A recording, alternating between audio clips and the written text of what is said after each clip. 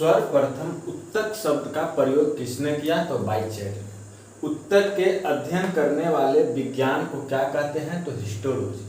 किस उत्तक में पौधों के भोजन संग्रह करने वाले भागों में यानी कि जड़ और तना में पाया जाता है? तो पैरेन्काइमा। इसे कहते हैं मृदु उत्तक। किस प्रकार के उत्तक में कोशिकाएं समव्यासी होते हैं? पैरेन्काइमा में। किस प्रकार के उत्तक में कोशिकाएं लंबी होती हैं? तो कोलेनकाइमा में। पादप में लचीलापन किस उत्तक के कारण होते हैं? तो कोलेनकाइमा। किस प्रकार के उत्तक की कोशिकाएं लंबी और पतली होती हैं? स्क्लेरेनकाइमा। पौधे के विभिन्न अंगों की सुरक्षा किस उत्तक के कारण? तो स्क्लेरेनकाइमा।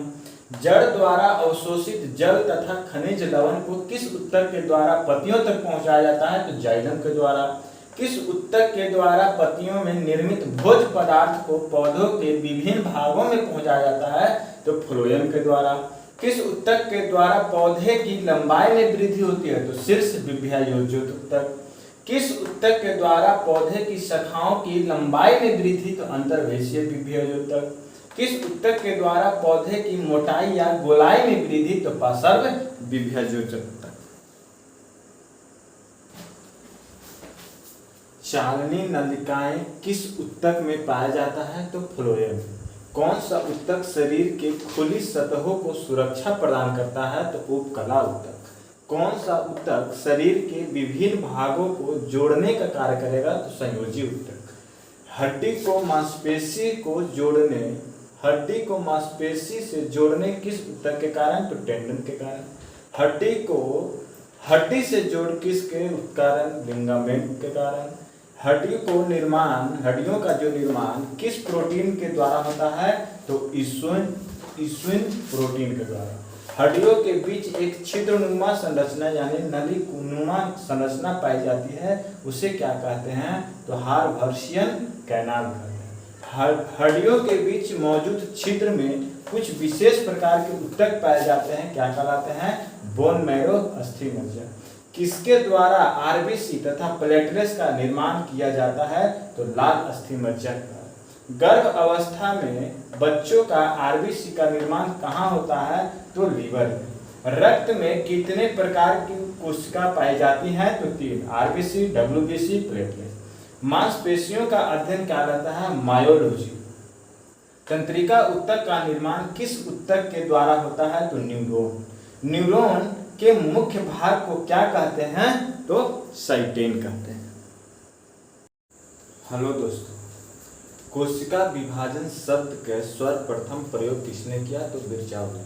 समसूत्री विभाजन का खोज किसने किया? तो वाल्टेयर फ्लेमिंग ने। केंद्रक विभाजन का पूर्व अवस्था को क्या कहते हैं? तो इंट्राफेज।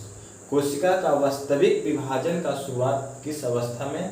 तो प्रोफेज में।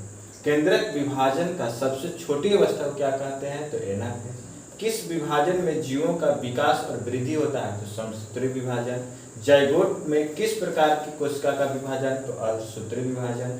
शरीर के घावों को भरने किस प्रकार की कोशिका विभाजन? तो समसूत्री विभाजन।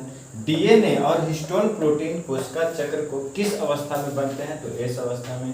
केंद्रक विभाजन के किस अवस्था में सेंट्रोसोम विभाजित होते हैं? तो एनाफेज। असूत्री विभाजन किस कोशिका में पाया जाता है? तो प्रोकैरियोटिक कोशिका में। कौन सा विभाजन केवल लिंगी जनन करने वाले जीवों में होता है? तो अर्धसूत्री विभाजन। किस विभाजन में केंद्रक और कोशिका द्रव एक बार विभाजित होता है? तो समसूत्री विभाजन। हेलो दोस्तों, चंद्रमा पर गुरुत्वीय त्वरण का मान कितना होता है? तो g/6। वह कौन सी वेग है जिससे किसी वस्तु को फेंकने पर वह वापस नहीं लौट कर आती है? तो पलायन वेग। पृथ्वी पर पलायन वेग कितना होगा? तो 11.2 किलोमीटर पर सेकंड। चंद्रमा पर पलायन वेग कितना होगा? तो 2.35 किलोमीटर पर सेकंड। सूर्य पर पलायन वेग कितना होगा? तो 42 किलोमीटर पर सेकंड।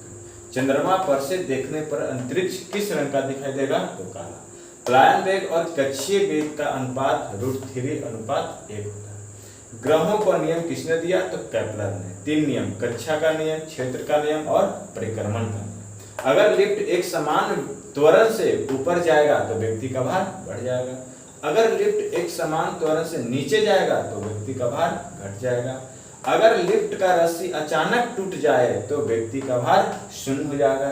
अगर लिफ्ट एक समान वेग से ऊपर जाए या नीचे जाएगा तो व्यक्ति का भार अपवर्तित रहेगा, नोचने रहेगा।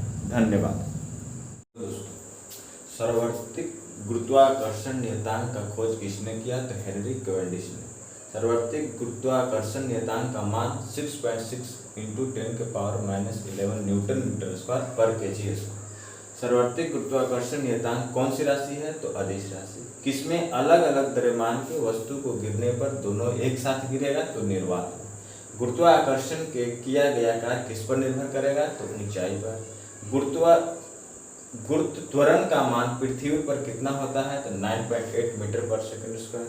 गुरुत्व कौन सी राशि है? तो सदिश राशि है। गुरुत्व का मान पृथ्वी के केंद्र पर कितना होता है? तो 0 होता है।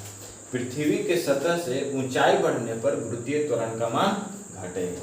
पृथ्वी के सतह से गहराई बढ़ने पर गुरुत्वीय त्वरण का मान घटेगा। विषुवत रेखा से ध्रुव की ओर जाने पर गुरुत्वीय त्वरण का मान बढ़ेगा। ध्रुव से विषुवत रेखा की ओर जाने पर गुरुत्वीय त्वरण का मान घटेगा। ध्रुव पर गुरुत्वीय त्वरण का मान विषुवत रेखा की तुलना में क्या होगा? तो अधिक होगा। धन्यवाद।